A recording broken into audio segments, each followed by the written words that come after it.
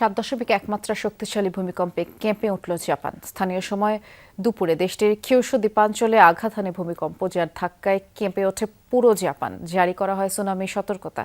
এখন পর্যন্ত ক্ষতিগ্রস্ত হয়েছে প্রায় 40,000 স্থাপনা, আহত হয়েছেন অর্ধশত মানুষ। উপকূলীয় এলাকার বাসিন্দাদের নিরাপদ আশ্রয়ে সরে যেতে নির্দেশ দিয়েছে কর্তৃপক্ষ। কতটা ভয়াবহ শক্তি নিয়ে আঘাত এনেছে ভূমিকম্প, এই দৃশ্যই তা বলে দেয়। মঙ্গলবার স্থানীয় সময় দুপুরের দিকে কেঁপে ওঠে জাপান। ভূপৃষ্ঠের মাত্র 10 কিলোমিটার গভীরে উৎপত্তি হয় পূর্ণ শক্তিতে আঘাত হানে কম্পন, যাতে ধসে পড়ে কুমামোতো এলাকার এই শপিং মল। কর্তৃপক্ষ বলছে কিউশু দ্বীপ ছিল এই ভূমিকম্পের উৎপত্তি স্থল। শক্তিশালী কম্পন অনুভূত হয় আশেপাশের বিভিন্ন শহরে। মুহূর্তে ভবনগুলো দুলে ওঠে। আতঙ্কে অফিস ও ঘরবাড়ি থেকে বেরিয়ে আসেন বাসিন্দারা।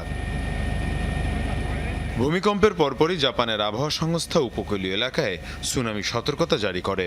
সম্ভাব্য ঢেউর উচ্চতা 1 মিটার পর্যন্ত হতে পারে বলে জানানো হয়। মাছ ধরার নৌকা দ্রুত বন্দরে ফিরতে শুরু করে। উপকূলের বাসিন্দাদের উঁচু স্থানে সরে যেতে নির্দেশ দেয় স্থানীয় প্রশাসন।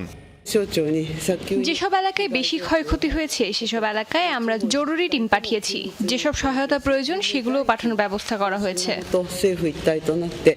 রেল যোগাযোগের কিছু অংশ সাময়িকভাবে বন্ধ রাখা হয়। কয়েকটি মহাসড়কেও যান চলাচল সীমিত করা হয়। বিদ্যুৎ, গ্যাস ও গুরুত্বপূর্ণ স্থাপনাগুলোর পরীক্ষা নিরীক্ষা শুরু করে সংশ্লিষ্ট কর্তৃপক্ষ।